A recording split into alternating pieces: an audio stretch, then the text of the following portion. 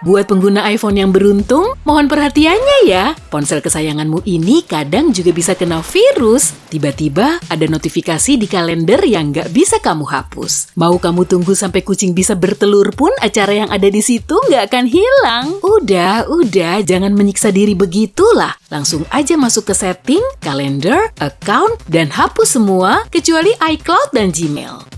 Virus di iPhone memang terbilang sedikit, tapi ponselmu nggak akan bisa terlindung dari peretas saat kamu mengecasnya sembarangan.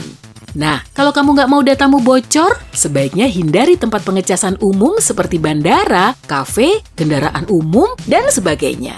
Aturan ini cuma berlaku untuk pengecas USB. Adaptor jadul yang masih bagus nggak masalah kok.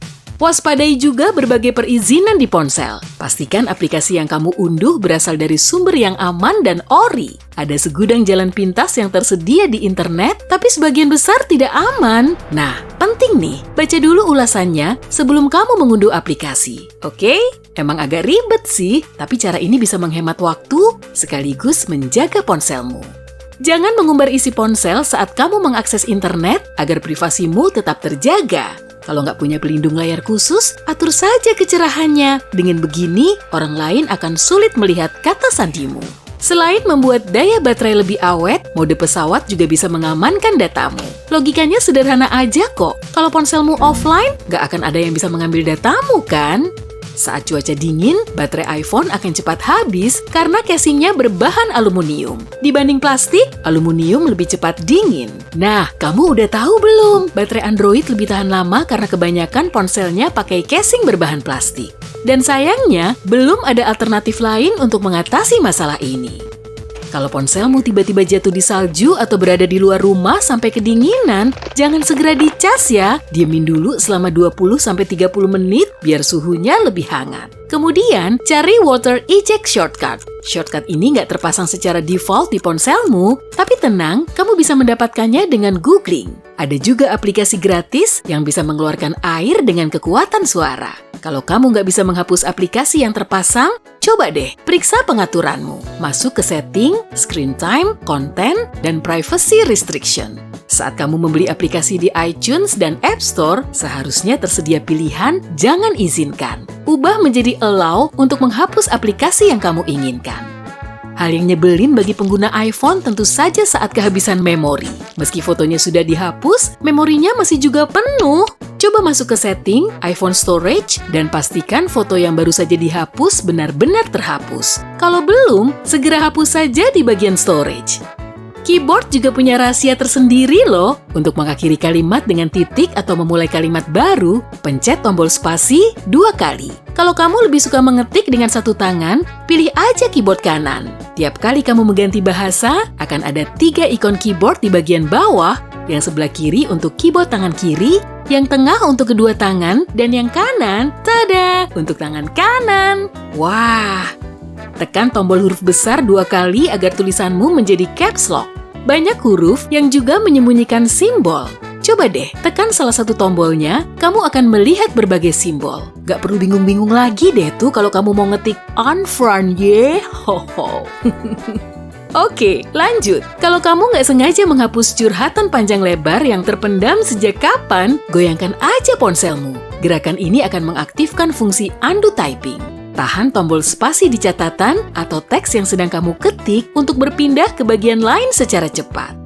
Gambar bikinanmu juga bisa bagus dan mulus kok. Meski kamu nggak punya stylus, setelah selesai menggambar, tahan gambarnya selama beberapa detik, iPhone akan secara otomatis membuatnya lebih bagus. Nggak perlu khawatir gambarmu akan mencong-mencong. Wi-Fi lambat emang bikin kesel ya, tapi gadgetmu bisa mengatasinya kok. Masuk ke Wi-Fi setting, lalu lihat mode penghemat datanya. Kalau belum nyala, tekan slidernya, voila, internetmu akan lebih ngebut. Semua ponsel lama-lama juga pasti lemot, tak terkecuali iPhone terbaru versi 256 GB. Nah, kamu cuma perlu membersihkan RAM-nya saja. Aktifkan Assistive Touch, lalu tekan tombol Power. Sebelum masuk ke menu matikan, tekan tombol beranda di Assistive Touch. RAM-mu akan lebih ngebut deh. Assistive Touch juga bisa membantumu mengatur fungsi baru dengan ketukan sederhana. Masuk ke setting, general, accessibility, dan di bagian Assistive Touch, ubah command apapun di menu action khusus. Untuk fungsi ketuk 2 kali, aku lebih memilih screenshot karena kombinasi tombol beranda plus power agak bikin ribet. Untuk membuat screenshot, kamu bisa menekan lingkaran menu accessibility 2 kali. Untuk mengubah warna ikon baterai, masuk ke accessibility, pilih display dan text size, lalu geser ke tombol smart invert. Warna ikon bateraimu akan berubah jadi biru. Kalau kamu menambah kontrasnya, ikonnya akan berwarna biru muda. Saat ponselmu dicas, indikatornya akan berubah menjadi ungu. Wah, mantul! Bukan sulap, bukan sihir! Agar bunyi iPhone-mu lebih keras, masuk ke setting, music, dan cari equalizer di menu EQ. Opsi late night akan membuat bunyi ponselmu 20% lebih keras dari sebelumnya. Awas loh dimarahi tetangga, malam-malam kok berisik? Kalau kamu diam-diam merekam video, masuk ke kamera, langsung aja rekam videonya. Kemudian kembali ke notification center, ponselmu akan merekam video, tapi nggak akan terlihat di layar. Emangnya kamu mau merekam video pakai cara begini? Lah, ngapain? Kamu juga bisa loh bikin getaran unik di berbagai nama di daftar kontakmu, masuk ke setting, sounds, dan buka setting ringtone. Biasanya akan ada getaran default, tapi coba deh geser ke bawah sedikit lagi. Ada menu custom kan? Coba bikin ritme kesukaanmu, lalu simpan. Pakai aja sebagai ritme unik di daftar kontakmu. Aku tahu, kamu pasti buka banyak tab di perambanmu, malah sampai ratusan. Iya kan? Kalau aku sih, gitu. Untuk menutup semuanya dalam sekali sentuh, tahan tombol done di bagian sudut kiri bawah, dan pilih Close All X Tabs. Tadi punyaku ada 336 tab loh. Parah. Kalau semua tabnya sudah tertutup, tapi kamu mau buka beberapa tab terakhir, tahan tombol plus di bagian tengah. Dengan begini, daftar tab yang baru saja ditutup bisa kamu buka lagi. Kalau sudah, cari saja tab yang mau kamu buka lagi. Meski baterainya agak boros, kualitas foto di iPhone sudah pasti nomor wahid. Nyalakan grid di pengaturan kamera, masuk ke general, pilih kamera untuk mengaktifkannya.